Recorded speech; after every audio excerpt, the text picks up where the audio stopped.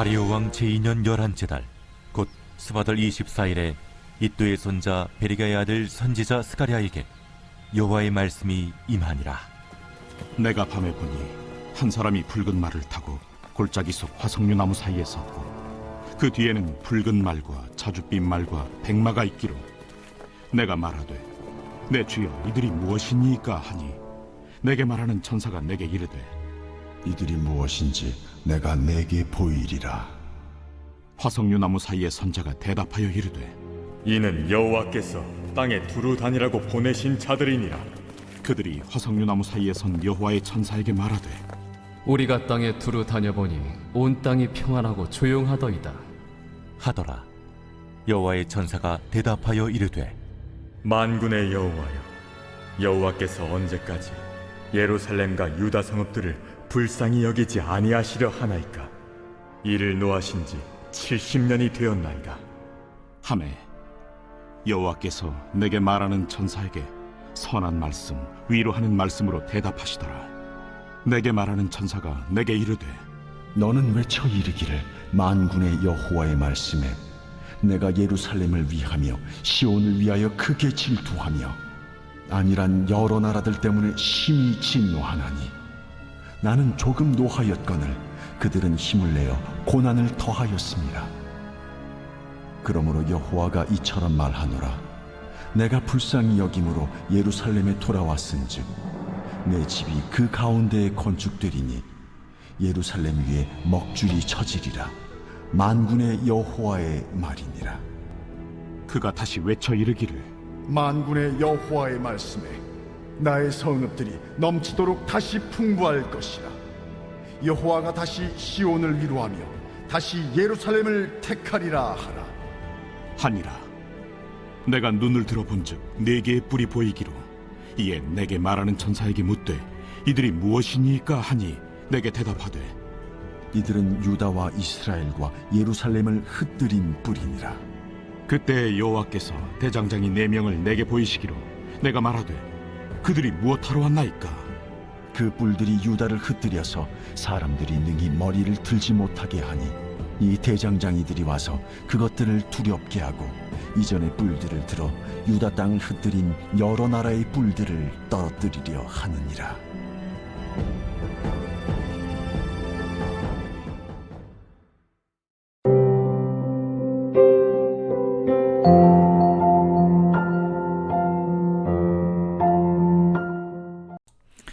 여러분 반갑습니다. 오늘도 큐티로 여는 기막힌 하루입니다. 본 말씀 스가랴 1장 7절부터 21절의 말씀입니다. 자, 오늘 주님께서 시온을 위로하신다고 하십니다. 과연 하나님께서 오늘 우리에게 주시는 그 위로의 음성은 무엇일까요? 자, 먼저 첫 번째로 실패했어도 다시 시작하면 된다고 하십니다. 자, 오늘 17절의 말씀에 그가 다시 외쳐 이르기를 만군의 여호와의 말씀에 나의 성읍들이 넘치도록 다시 풍성할 것이라. 여호와가 다시 시온을 위로하며 다시 예루살렘을 택하리라 하라 하니라 그랬습니다. 자, 어제 임 전도사님께서도 잘 설명해 주셨지만 이 스가랴서는 성전 재건이라고 하는 역사적인 배경을 가지고 있습니다. 스가랴 선지자 당시의 역사적 배경을 보면 이스라엘과 유다가 바벨론에게 망하게 되었고 그들이 포로로 끌려가게 됩니다. 그 포로 기간이 무려 70년이었습니다. 여러분, 우리나라가 일제 나라를 빼앗겼던 기간이 35년이죠. 그렇게 치면 이스라엘의 포로 기간은 딱 그의 2배인 것입니다. 그러니까 이 70년이라고 하는 세월은 결코 짧은 세월이 아닙니다. 그런데 하나님의 은혜로 이 이스라엘이 꿈에도 그리던 해방을 맞이하게 됩니다. 그래서 이스라엘의 회복을 꿈꾸던 헌신된 5만 명의 사람들이 예루살렘에 돌아오게 되었습니다. 그리고 돌아와서 가장 먼저 시작한 것이 성전 재건입니다. 그런데 막상 돌아와 보니 현실이 생각처럼 녹록지 않았습니다. 비록 그들이 모두 헌신된 사람들이었지만 성전을 재건한다고 하는 것은 그렇게 간단한 문제가 아니었던 것입니다. 왜냐하면 포로로 잡혀가 있는 그 70년 동안 이스라엘 땅이 비어 있었던 것이 아니라 그 땅에 다른 사람들이 들어와 있었던 것입니다. 이방인들이 들어와서 이스라엘 땅을 차지하고 있었기 때문에 이들과의 엄청난 갈등이 일어나게 되었습니다. 주변에 있던 이방 족속들이 성전 건축을 반대하기 시작합니다. 반대하다가 안 되니까 위협을 하고, 위협해도 안 되니까 왕에게 모함을 하는 상소까지 올려서 끈질기게 성전 재건을 방해합니다. 그래서 그 결과로 이스라엘 백성들은 이방인들의 그 거센 반대를 이기지 못하여 성전의 기초만 다진 채로 성전 건축은 중단되어 버립니다. 그 이후로 무려 16년이라는 기간 동안 아무것도 하지 못하고 그냥 세월이 흘러버립니다. 정말 돌아온 이스라엘 백성들은 성전 재건이라고 하는 그 비전 하나로 돌아온 사람들이었는데, 그 비전을 잃어버리자 크게 낙심하고 무기력에 빠지고 말았습니다. 그러니까 비전을 잃어버리고 그냥 생존 모드로 살아가게 된 것입니다. 여러분, 이렇게 우리가 인생의 목적을 잃어버리고 비전을 잃어버리면 사람이 비참해집니다. 그냥 의미 없이 생존하는 삶을 살게 됩니다. 한마디로 죽지 못해 사는 인생이 되고 마는 것입니다. 자, 그런데 바로 이때 등장한 선지자가 바로 학개와 스가랴입니다. 무기력에 빠진 이때 학개와 스가랴가 등장해서 생존을 위해 살아가고 있던 이스라엘 백성들에게 다시 도전하기 시작한 것입니다. 성전을 다시 재건하라. 성전 재건을 완수하라. 바로 이 하나님의 명령을 전달하던 것이 스가랴 선지자입니다. 그래서 스가랴서는 다시 시작하는 성전 재건을, 또 다시 시작된 하나님의 역사가 완수되는 그것을 기록하고 있는 책입니다. 스가랴서는 멈춰졌던 하나님의 역사를 다시 시작하는 그 성전 재건의 이야기인 것입니다. 여러분, 저는 이 스가랴서를 새롭게 큐티하면서 바로 지금 이 시점에서 스가랴서를 주신 그 하나님의 정확한 타이밍에 너무나 놀랄 따름입니다. 여러분, 이번에 제가 특세의 주제를 기도로 잡았습니다. 그런데 왜 기도가 주제가 되었는지 여러분들에게 계속 말씀드렸습니다. 여러분, 우리는 지난 8년간 무너져 있던 말씀의 성전을 세우는데 전심전력해 왔습니다. 그리고 여기까지 자라왔습니다.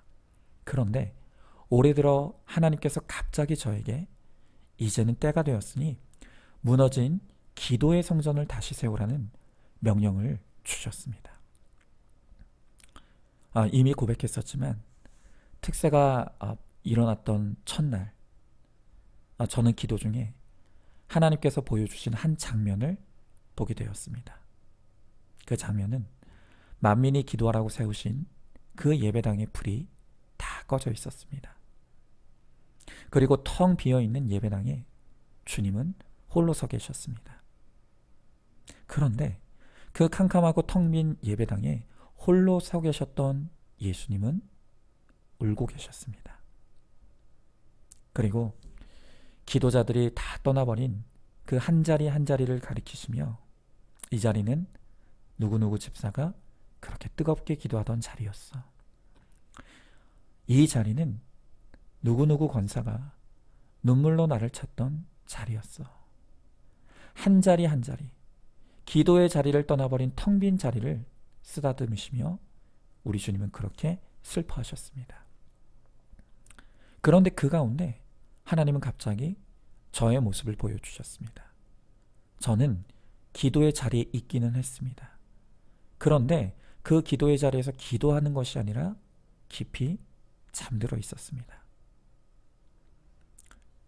그렇게 기도의 자리에서 잠들어 있는 주님은 주님은 내려다보시면서 네가 이렇게 나와 한 시간도 깨어 있을 수 없더냐 하시며 마음 아파하셨습니다. 저는 제가 기도하지 않는 것이 그렇게 하나님의 마음을 아프게 하는지 몰랐습니다. 제가 잠들어 있는 모습을 보며 주님이 그토록 슬퍼하고 계셨다는 것을 깨닫지 못했습니다.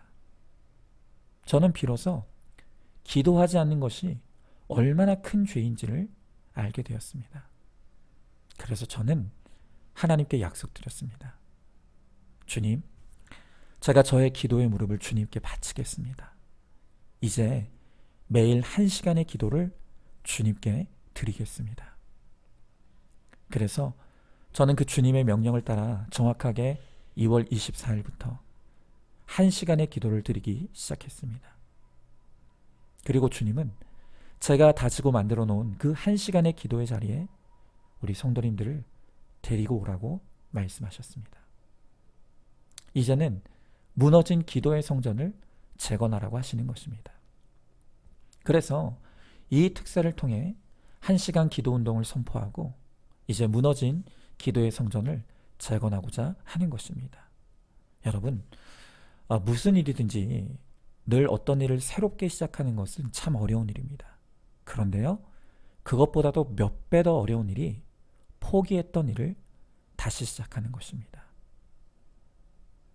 여러분, 저는 이번 특사를 통해 기도의 자리를 떠났던 성도들을 다시 기도의 자리로 데리고 오는 것이 얼마나 힘든 일인지를 절감했습니다. 여러분, 스가랴가 성전 재건을 하고자 할 때 많은 방해들이 있었다고 했습니다. 그런데 저도 그랬습니다. 특히 마귀는 이번 특사에 배수의 진을 치고 비록 우리 교회 말씀의 성전 짓기를 방해하는 데는 실패했지만 기도 성전 짓는 일만큼은 절대로 허용하지 않겠다는 듯이 갖은 방법으로 우리를 공격하고 방해하는 것을 체험했습니다. 여러분, 그러나 이미 시작된 주님의 일을 마귀가 잠시는 방해할 수 있겠지만 절대로 막을 수가 없는 것입니다. 이번 특사를 통해 하나님은 우리에게 사그러져 가던 기도의 불을 다시 붙여주셨습니다. 그리고 기도의 용사들을 곳곳에서 세워가고 계십니다. 여러분, 저는 절대로 이 일을 포기하지 않을 것입니다. 하나님이 주신 힘으로 지난 8년 동안 말씀의 성전을 세워왔듯이 다시금 하나님이 주시는 힘으로 이 기도의 성전을 끝내 세워갈 것입니다. 여러분, 오늘 여러분들 가운데 과거에 뜨겁게 주님 사랑하던 마음으로 예배했고 말씀 보고 기도하던 시절이 있었는데 이제는 그 힘을 다 잃어버리고 영적 무기력의 자리에 빠져버린 분은 없습니까? 오늘 주님은 바로 그 사람을 향해 다시 시작하자고 말씀하십니다. 오늘 주님이 우리에게 다시 일어날 은혜와 힘을 주시겠다고 약속하십니다. 여러분, 그래서 방금 제가 읽은 오늘 17절 말씀에만 이 다시라는 말이 4번이나 반복됩니다. 그가 다시 외쳐 이르기를, 또 다시 풍성할 것이라, 또한 다시 시온을 위로하며 마지막으로 다시 예루살렘을 택하리라. 여러분, 우리 주님은요, 다시 시작하게 해주시는 하나님이십니다. 어떤 실패와 무너짐을 겪었습니까? 말씀이 무너졌습니까? 기도가 무너졌습니까? 믿음이 무너졌습니까? 죄에 무너졌습니까? 여러분, 괜찮습니다. 정말 괜찮습니다. 주님은 그 무너지고 실패한 자리에서 다시 시작하면 된다고 하시는 것입니다. 그리고 주님이 다시 시작하고자 하는 우리들에게 힘과 은혜를 주시겠다고 약속해 주십니다. 여러분, 마귀가 가장 기뻐하는 것은요, 그냥 살던 대로 사는 것입니다. 패배한 삶 그대로, 무너진 삶 그대로, 그것을 익숙하게 받아들이고 그냥 살던 대로 살게 하고자 하는 것이 바로 마귀의 역사입니다. 안 됩니다. 이제 다시 시작해야 합니다. 그러면 하나님이 반드시 나와 내 가정과 우리 교회와 이 나라를 새롭게 하시는데 우리를 주인공으로 삼아 주실 것입니다. 자, 한번 질문해 봅니다. 지금 내 신앙에 무너진 부분이 어떤 것입니까? 그냥 무너진 채로 생존을 위해 의미 없이 살아가고 있지는 않습니까? 다시 시작하라는 주의 음성에 즉시 순종하시기 바랍니다. 자, 두 번째로 오늘 우리에게 진정한 평안을 주시겠다고 약속하십니다. 자, 오늘 8절부터 10절의 말씀에 보니까 내가 밤에 보니 한 사람이 붉은 말을 타고 골짜기 속 화석류 나무 사이에 섰고 그 뒤에는 붉은 말과 자줏빛 말과 백마가 있기로 내가 말하되 내 주여 이들이 무엇이니까 하니 내게 말하는 천사가 내게 이르되 이들이 무엇인지 내가 내게 보이리라 하니 화석류 나무 사이에 선 자가 대답하여 이르되 이는 여호와께서 땅에 두루 다니라고 보내신 자들이니라 그랬습니다. 자, 이제 우리가 보는 이 스가랴서에는 하나님이 선지자 스가랴에게 보여주시는 8개의 환상이 등장합니다. 그리고 우리가 방금 읽은 본문은 스가랴가 첫 번째로 보게 된 환상입니다. 이 첫 번째 환상에서 스가랴는 붉은 말을 타고 화석류 나무들 사이에 서 있는 사람, 그리고 그 뒤로 붉은 말과 자줏빛 말과 백마가 있는 것을 보았습니다. 스가랴가 이 환상의 뜻이 무엇인지를 물을 때 하나님의 천사가 대답하기를 이것들은 땅을 두루두루 돌아다니라고 여호와께서 보내신 것들이다 라고 대답합니다. 여러분, 오늘 우리 주님은 이 세상의 구석구석 모든 것을 살피시며 모든 상황과 형편을 감찰하시는 하나님이십니다. 우리는 마음에 그런 의심이 있습니다. 하나님이 나 같은 것 사정을 알고 계실까?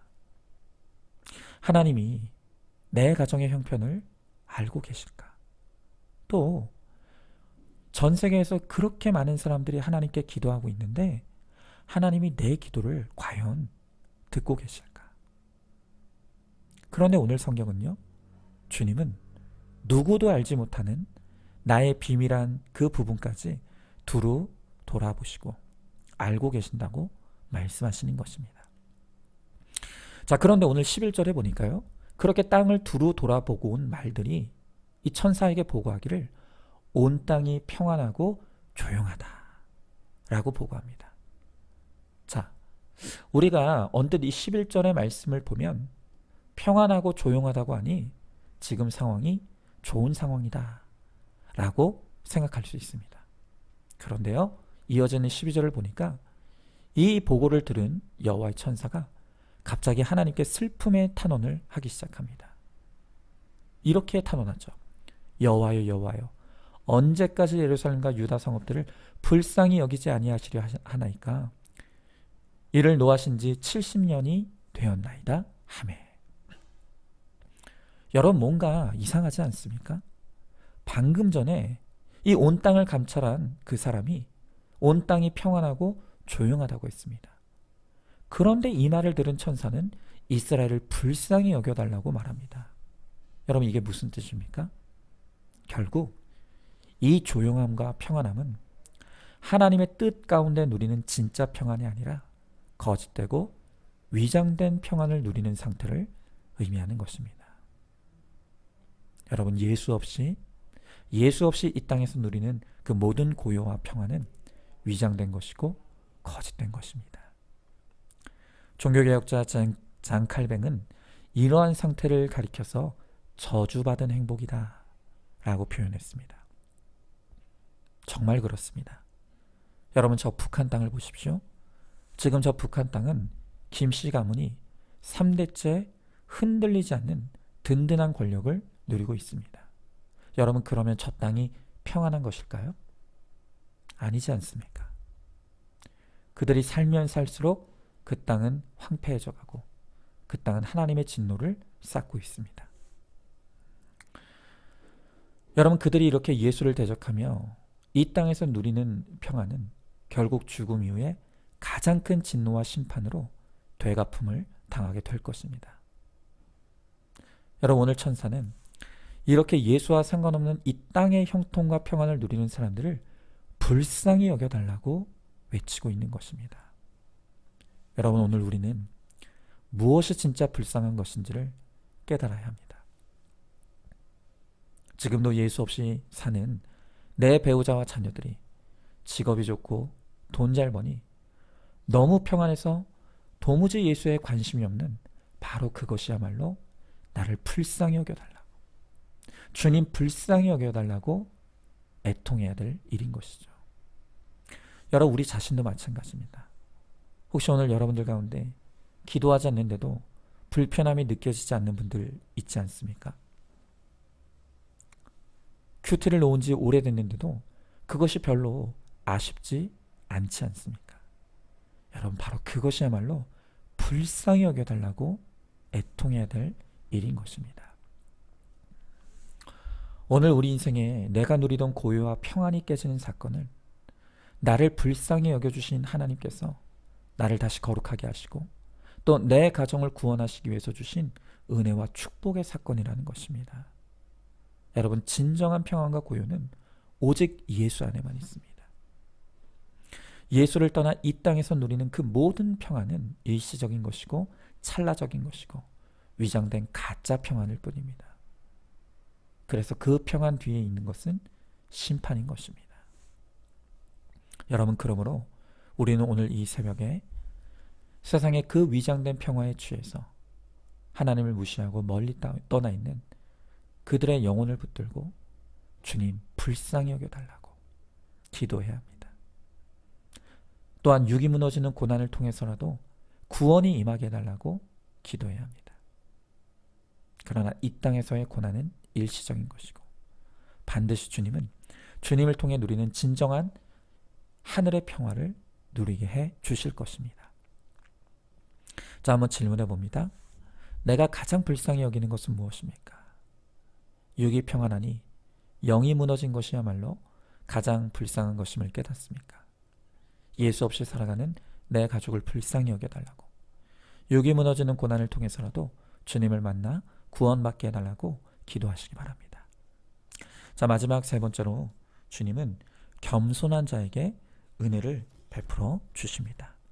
자, 오늘 18절에 말씀해 보니까 내가 눈을 들어 본즉 네 개의 뿔이 보이기로 했습니다. 여러분, 제가 방금 18절 한 절만 읽었지만 오늘 본문의 18절부터 21절은 세가랴를 통해 주신 8개의 환상 중 이 두 번째 환상을 그리고 있습니다. 이 두 번째 환상에서 스가랴는 예루살렘을 흩어버린 4개의 뿔을 보게 됩니다. 그리고 그 4개의 뿔을 꺾어 떨어뜨리는 4명의 대장장이를 보게 되는 것입니다.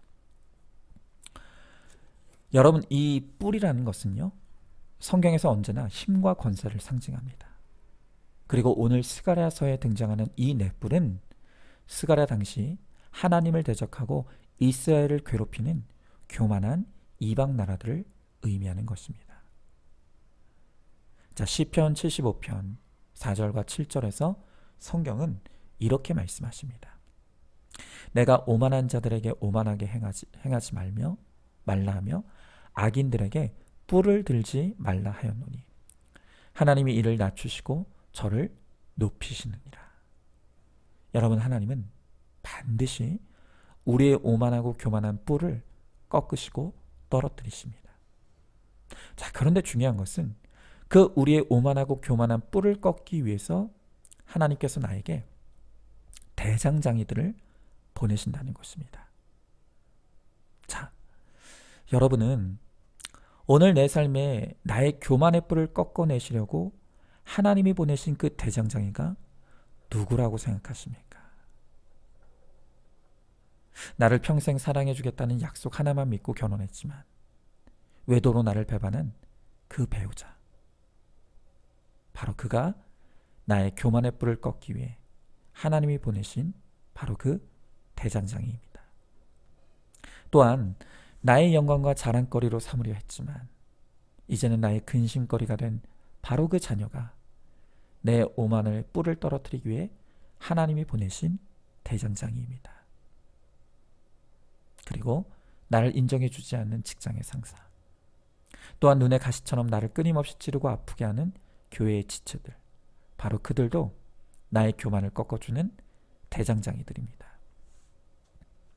여러분, 우리는요, 내가 지금 교만하다는 것조차도 모릅니다. 그래서 날로 내 교만을 더 높이 들기에 주님은 내 곁에 대장장이를 붙이셔서 그들의 수고를 통해 나의 모든 열심과 성실, 의와 생색의 교만의 뿔들을 끊임없이 쳐서 떨어뜨리고 계신다는 것을 깨달아야 합니다. 여러분, 그러므로 그 대장장이들은 나를 겸손하게 하고 또 거룩한 하나님의 사람이 되도록 하나님이 보내신 하나님의 도구요, 나를 위해 수고하는 고마운 사람들입니다.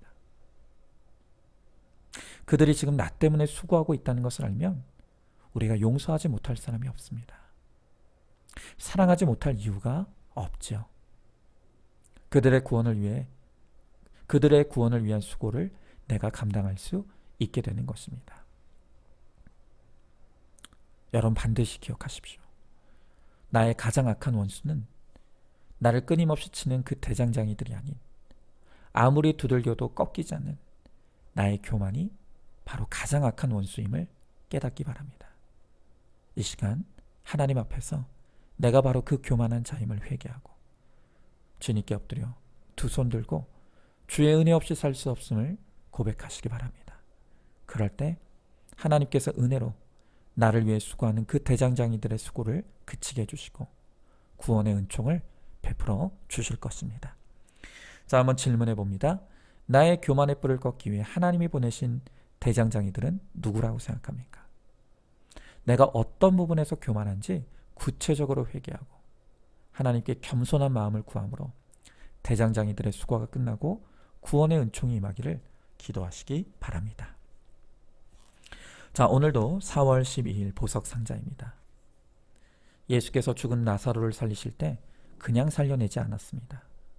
무덤의 돌을 굴려내는 수고를 해야 합니다. 죽었으면 죽었지 내 죄는 오픈하지 못해 하면서 영적인 사망에 처해 있습니까? 내가 돌을 굴려내면 내 속에 있는 죄와 사망의 썩은 것을 오픈하면 살려 주십니다. 아멘. 우리 함께 기도하겠습니다. 주님,